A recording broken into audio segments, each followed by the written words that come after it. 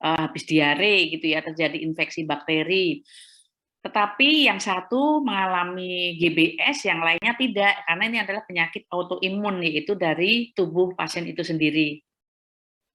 Sifatnya sangat progresif dan berkembang sangat cepat, utamanya adalah menyerang komponen motorik saraf tepi. Jadi seperti rekan-rekan ketahui, sistem saraf itu ada dua secara garis besar ya, ada sistem saraf pusat, ada sistem saraf tepi.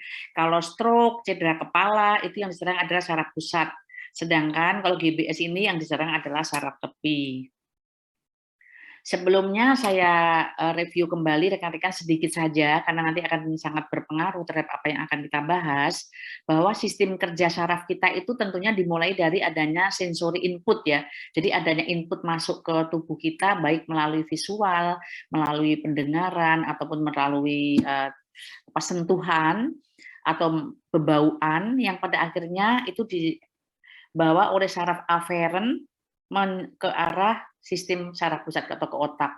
Kemudian diolah, diintegrasikan, dan pada akhirnya adalah menimbulkan suatu namanya gerakan otot ataupun produksi kelenjar. Jadi itu sebabnya kalau misalnya anak kecil atau pasien stroke ya, itu biasanya dikasihkan stimulasi, dilatih kembali supaya ada sensory input yang masuk.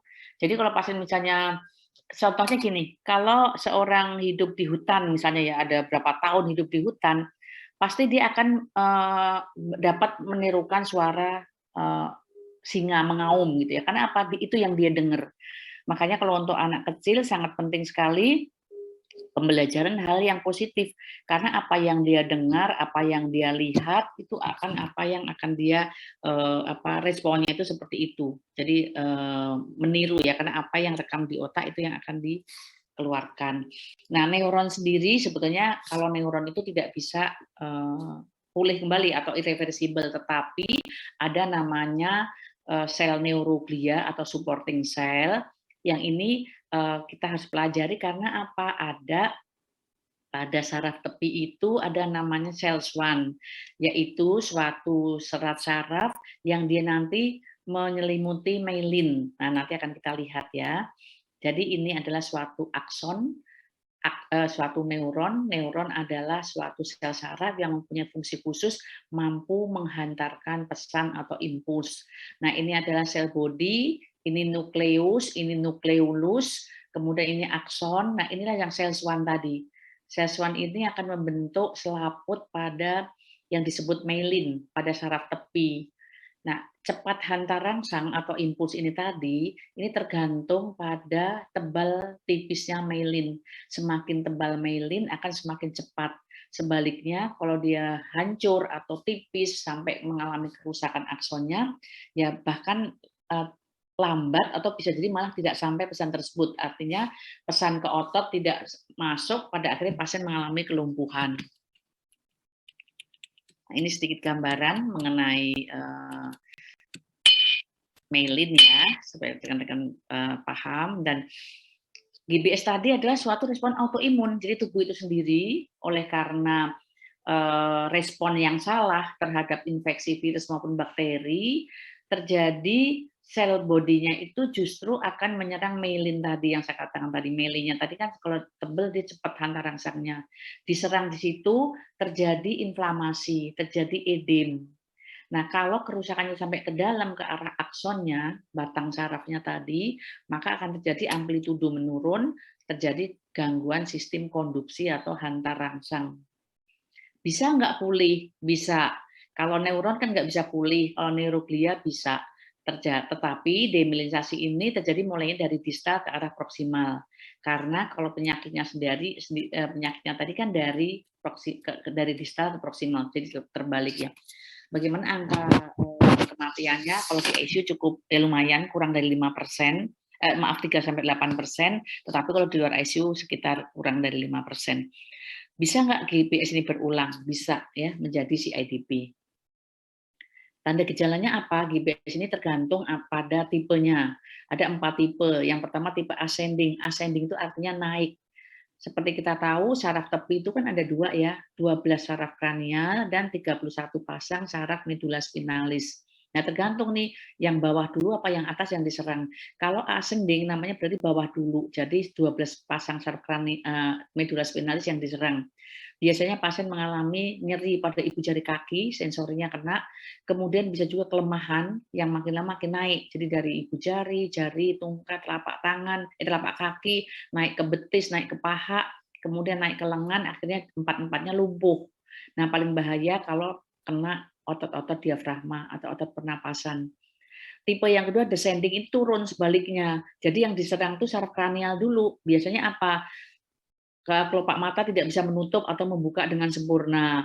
Senyumnya asimetris. Kemudian pasien ada disfagia, pasien ada dysarthria, pasien mengalami kelumpuhan pada saraf wajah ya yang tadi menyebabkan tadi asimetris tadi.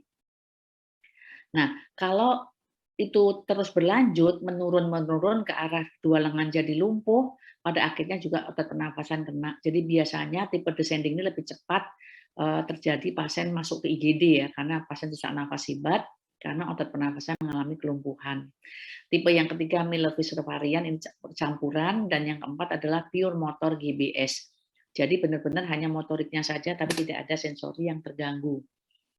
Nah, tanda gejala lain apa? Tergantung ya, kan saraf otonom kan juga bisa kena. Jadi bisa takikardi, bisa bradikardi, bisa hipertensi, bisa hipotensi. Bisa hipertermi, bisa hipotermi, terjadi gangguan pola nafas. Yang saya katakan tadi kalau saraf kena bisa disfagia, dysarthria, ya ophthalmoplegia, artinya tidak bisa buka kelopak mata atau gangguan pupil. Nah, gejala lain adalah menurunkan kekuatan otot. Ini yang khas ya, jadi pasien mengalami parese. Kalau stroke itu paresenya adalah pada separuh badan, hemiparese. Kalau ini biasanya empat-empatnya mengalami kelumpuhan. Kalau gangguan sensori bisa rasa baal, kesemutan, nyeri ya. Kemudian kalau abdominal juga ada kram perut, bisa retensi urin atau bisa papil edem, tapi ini sangat jarang. Nah, tahapnya gimana? Tahap akut, tahap plateau, tahap recovery. Tahap akut inilah yang seringkali pasien masuk ke IGD. Jadi serangannya mendadak, tiba-tiba lumpuh keempat anggota gerak, pasien sesak napas datang ke IGD. Nah, itu udah khas GBS. Jadi pasien rekan-rekan harus memahaminya. Bagaimana dokter menegakkan diagnosis? Biasanya berdasarkan anamnesis. Kenapa? Akut dok, tiba-tiba dok kemarin habis dari luar kota terjadi diare, terus tiba-tiba dia nggak bisa jalan gitu ya. Jadi onsetnya akut, mendadak, mirip stroke. Cepat berkembang menjadi kelemahan atau kelumpuhan. Jadi tadi kekuatannya 4 jadi turun-turun jadi 2, jadi 1, bahkan jadi 0 gitu. Dan khasnya lagi adalah keempat anggota gerak. Sekali lagi, kalau stroke lengan kiri, tungkai kiri. Kalau ini keempat anggota gerak. Pemeriksaan penunjang biasanya dokter memutuskan untuk rawat inap. Nah, selama rawat inap tersebut, pasien dilakukan lubal fungsi, diambil cairan medula spinalisnya sedikit, kemudian diperiksa. Apabila terjadi peningkatan kadar protein, tetapi hitung selnya normal, nah itu kita curiga adanya GBS. Kemudian dilakukan EEG, EMG, maaf teman-teman mungkin sudah kenal ya, elektromiografi. Itu terjadi di rekaman, jadi seperti dikasih stimulus itu di daerah tangan dan kaki, kemudian berapa lama konduksi sampai ke otak bilang, oh ada sakit, nah gitu ya, itu akan diukur, di mana nanti gambarannya itu kan seperti misalnya kalau EEG itu merekam otak ya, kalau EKG merekam aktivitas listrik otot jantung, kalau ini merekam aktivitas listrik otot ekstremitas. Jadi terjadi pemanjangan gelombang F dan menurunnya amplitudo. Idealnya harus ada tes fungsi paru ya atau dengan spirometri, di mana apabila terjadi force vital capacity-nya kurang dari 15, perawat harus hati-hati nih, harus siap-siap intubasi.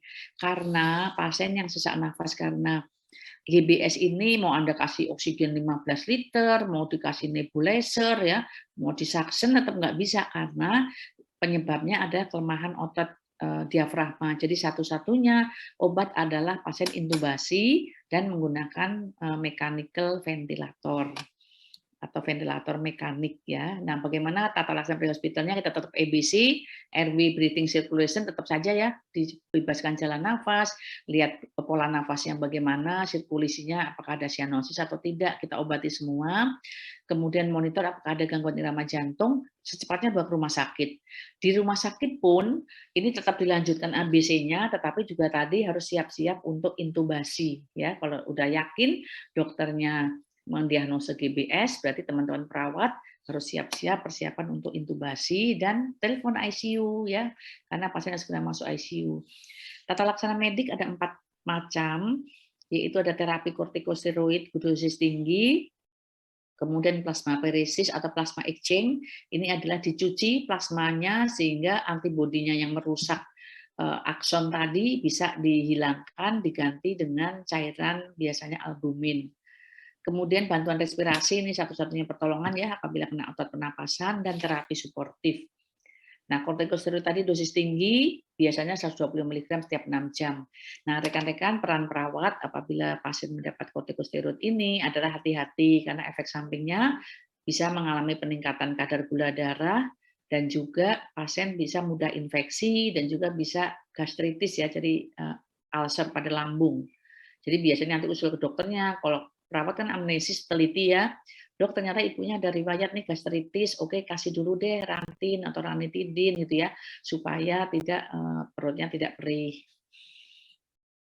Kemudian yang kedua adalah bisa juga terapi intravenous imun sirup globulin atau IVIG, ini dosis yang 400 mg per kilogram berat badan per hari. Obat ini sangat mahal ya, high cost, tetapi memang sangat membantu memperpendek pasien lama rawat di ICU. Karena waktu-waktu dulu, begitu obat ini belum ditemukan, pasien GBS ini 2 bulan, 3 bulan ya, bahkan ada yang pernah 8 bulan di RSCM di ICU-nya. Karena ini sangat tergantung pada mechanical ventilator. Tetapi penelitian menunjukkan kalau diberikan IVI ini bersamaan dengan plasmaferesis tadi, hasilnya akan bagus. Nah, plasmaferesis tadi keuntungannya apa? Yaitu recovery lebih cepat ya, tetapi ini juga mahal. Jadi sekali tindakan itu sekitar 12 juta sampai 15 juta dan ini 3 sampai 4 kali selang sehari. Jadi hari ini dilakukan, besok enggak, besok dilakukan gitu. Dan ini terbukti memang mengurangi keparahan. Ini contohnya, contoh dari mesin plasmaferesis, jadi mesin mirip mesin cuci darah di samping tempat tidur pasien. Nanti ini dikeluarkan darahnya, ya, kemudian dialirkan di mesin ini, dicuci antibodinya, kemudian dialirkan lagi ditambah dengan albumin untuk menggantikan plasma yang hilang. Untuk bantuan respirasi, apabila kapasitas vital 14-15, hati-hati tadi ya, jadi siap-siap untuk intubasi. Nah, biasanya kalau di ICU sudah kita tahu kalau GBS ini kan bakal lama ya. Saya katakan tadi bisa 2-3 bulan sampai 8 bulan pernah ya. Jadi harus siap-siap tracheostomi. Jadi biasanya hari ke-12. Tetapi kalau di rumah sakit otak biasanya lebih agresif. Jadi 7 hari, kadang-kadang hari ke-5 kalau memang wah ini GBS bakalan lama nih, dokter THT langsung memasang tracheostomi. Terapi seperti yang lain adalah mencegah komplikasi, karena apa tadi ya, komplikasi dari penyakit maupun dari efek samping terapi. Yang saya katakan tadi, efek samping kortikosteroid, gula darah bisa naik, gampang infeksi pasiennya, karena itu kan ditekan gitu ya imunnya ya. Kemudian juga bisa stress ulcer, jadi bagaimana perawat mencegah komplikasi tersebut. Kemudian harus dimonitor frekuensi dan irama jantungnya, takutnya saraf otonominya terkena. Apabila ada ileus paralitik, artinya Anda mendengarkan dari hasil pengkajian, kok bising ususnya nggak kedengeran ya, atau lambat, lemah banget. Nah itu biasanya kita pasang NGT untuk mengeluarkan cairan, karena lambung itu kan produksinya, asam lambung terus produksi cairannya ya. Sedangkan dia nggak bisa ke bawah, ya nggak bisa ke bawah. Sehingga satu-satunya adalah kita akan pasang NGT untuk mengeluarkan cairan tersebut. Jadi bukan untuk memberikan makan cair. Atau hal lain kalau tidak terjadi retensi urin, pasang kateter tapi sebaiknya intermittent karena akan mencegah risiko infeksi saluran kemih. Bila nyeri, berikan analgetik bahkan sampai narkotik. Karena saya katakan tadi kan jenis yang Fischer-Muller varian tadi kan bisa gabungan dia, jadi bukan hanya motorik tapi juga ada sensoriknya. Biasanya nyeri, pasien ngeluh nyeri. Dipegang aja nyeri gitu ya, kadang-kadang apalagi dibalik-balik itu suka nyeri dia. Dan risiko yang paling mematikan adalah DVT atau deep venous thrombosis. DVT ini adalah trombosis vena dalam oleh karena pasien mengalami kelumpuhan pada keempat anggota gerak hingga aliran darah nggak lancar, terutama daerah kaki, sehingga tersumbat di situ, kakinya menjadi bengkak, nyeri, ya panas suhunya.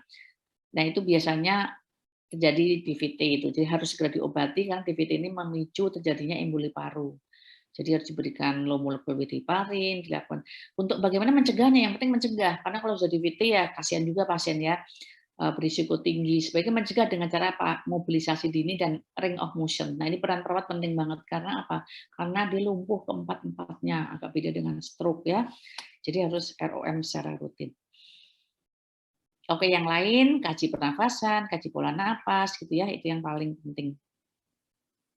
Status neurologi kita ikuti yang lain, jadi ya hanya untuk rekan-rekan mahasiswa hanya 3 aja. Kita harus monitor DCS, pupil dan kekuatan otot, itu yang paling penting untuk pasien GBS. Diagnosis keperawatannya biasanya yang akut adalah perubahan pola napas ya, oleh karena kelemahan pada otot pernafasan tadi. Tetapi oleh karena gangguan bernafas, akhirnya bisa terjadi tidak efektif jalan nafas. Karena apa? Retensi sputum di situ ya, akhirnya tidak efektif juga jalan nafas. Kemudian risiko terjadi komplikasi Digenesis syndrome tadi, yang paling bahaya adalah DVT. Tentunya infeksi-infeksi yang lain juga risiko. Oke, ini contoh pengkajian triase pada pasien dengan GBS. Kasusnya ini 36 tahun, jadi biasanya menyerang dewasa muda ya. Kebanyakan perempuan juga dibanding laki-laki, tiba di IGD tanggal 3 2019 jam 20 jadi malam dengan keluhan sesak napas, nyeri dada kiri dan kedua lengan dan kaki mengalami kelemahan. Ini teman-teman khasnya ya. Sesak napas disertai kedua lengan dan kaki mengalami kelemahan. Jadi nanti rekan-rekan akan belajar. Gini, yang pertama, kalau pasien datang keluhan sesak napas itu belum tentu masalahnya di paru-paru. Belum tentu COVID, belum tentu TBC, belum tentu pneumonia gitu ya, sesak napas. Bila disertai, nah, kalau kelumpuhan separuh badan, oh kemungkinan stroke. Tetapi kalau keempatnya kelemahan, oh kemungkinan GBS, gitu ya. Oke, kasus yang kedua. Sebelum kasus yang kedua, mungkin saya stop share dulu supaya teman-teman kita ada komunikasi. Kira-kira ada yang mau ditanya dulu nggak ya? Pas 15 menit, masih 15 menit ya, jadi masih lama ya? Iya, masih sampai jam 11, masih 20 ya. Menit. Oke, berapa lagi? 20 menit lagi ya? Ya, 20 menit lagi, Bu. Oh iya, iya, iya. Teman-teman ada yang mau ditanya dulu nggak tentang GBS nih? Boleh, teman-teman. Kalau ada yang mau disampaikan untuk materi yang pertama dari Bu Eni. Ini karena ngebut ini. Satu lagi nanti Mesdana grafis. Kalau nggak ada, aku lanjutin dulu ya, Saudara ya. Ya, boleh silakan Ibu dilanjutkan. Ya, kalau yang ada pertanyaan boleh di chat juga boleh. Sambil ngetik di kolom chat boleh. Ya, baik.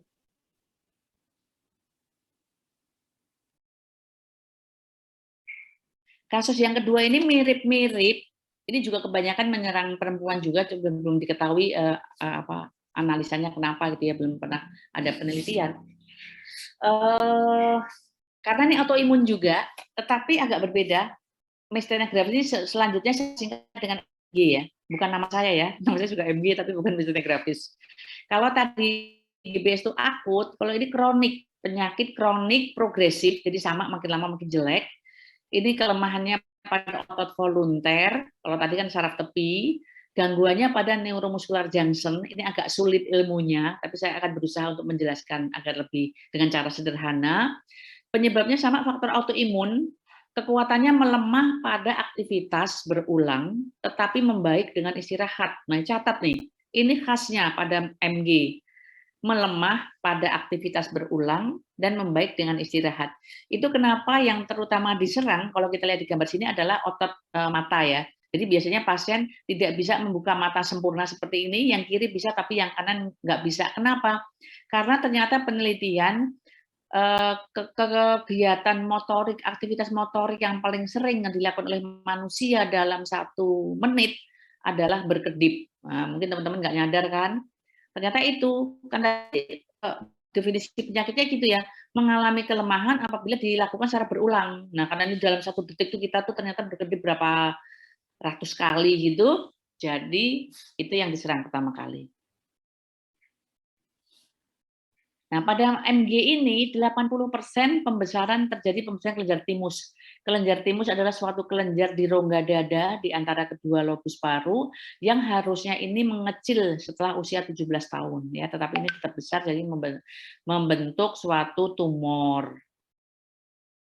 Nah, saya ikut grup dengan myasthenia gravis ini di Indonesia waktu itu masih 1.000 tapi sekarang sudah naik ya, sudah berapa kemarin kalau nggak salah, 8.000 kalau nggak salah.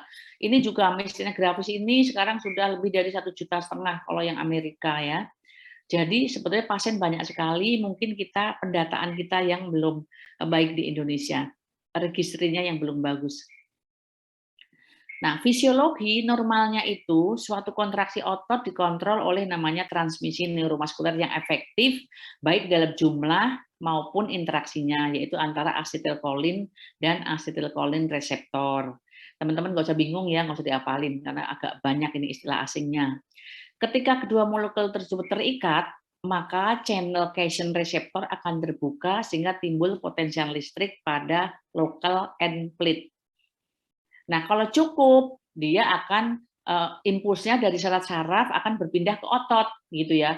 Terjadi kalsium lepas dari tempat penyimpanan, maka timbul kontraksi otot yang kita bilang segini. Kita nendang, kita berdiri tegak, itu karena otot kita kontraksi. Teman-teman sekarang kepalanya bisa tegak kan? Itu karena otot-otot yang menopang kepala itu kontraksi. Nah, pada pasien ini mengalami kelemahan karena apa? Karena tadi terjadi ada kerusakan, nih akan saya jelaskan pada gambar saja ya. Nih gini. Normalnya dari saraf satu ke saraf yang lain itu ada namanya neuro gini. Kalau dari saraf ke otot namanya neuromuscular junction. Gambarnya seperti ini.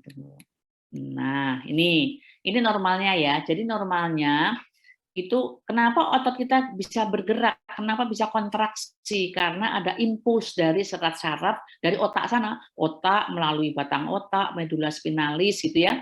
Kemudian ke ujung serat saraf dia mendorong vesikel namanya vesikel acetylcholine. Ini nanti akan didorong ke arah ujung, ini namanya end plate. Motor end plate ini adalah serat otot. Kalau kita orang normal nih, otak kita nyuruh, nih tolong angkat tangannya. Saya akan angkat tangan saya karena bisa. Tetapi ini terjadi karena asetilkolin ini cukup gitu. Jadi asetilkolin ini setelah dilepaskan oleh serat saraf pada dari akson terminal tadi akan berikatan dengan reseptor asetilkolin. Ini reseptor asetilkolin yang merah ini. Jadi ini vesikel akan bertemu di sini, maka kalsium terlepas akan membuka, mulailah terjadi kontraksi. Tetapi pada pasien myasthenia gravis dia terjadi kerusakan. Jadi ada namanya junctional fault. Junctional itu lipatan-lipatan junctional ini mengalami gangguan sehingga terjadi kerusakan pada asetilkolin reseptornya, rusak. Kan harusnya tadi bertemu ya, ini tidak bertemu. Yang pada akibatnya tadi tidak terjadi kontraksi otot. Kenapa? Karena ini, berkurangnya lipatan membran posina pada serat otot terjadi penurunan jumlah reseptor asetilkolin. Asetilkolinnya ada 200, ternyata reseptornya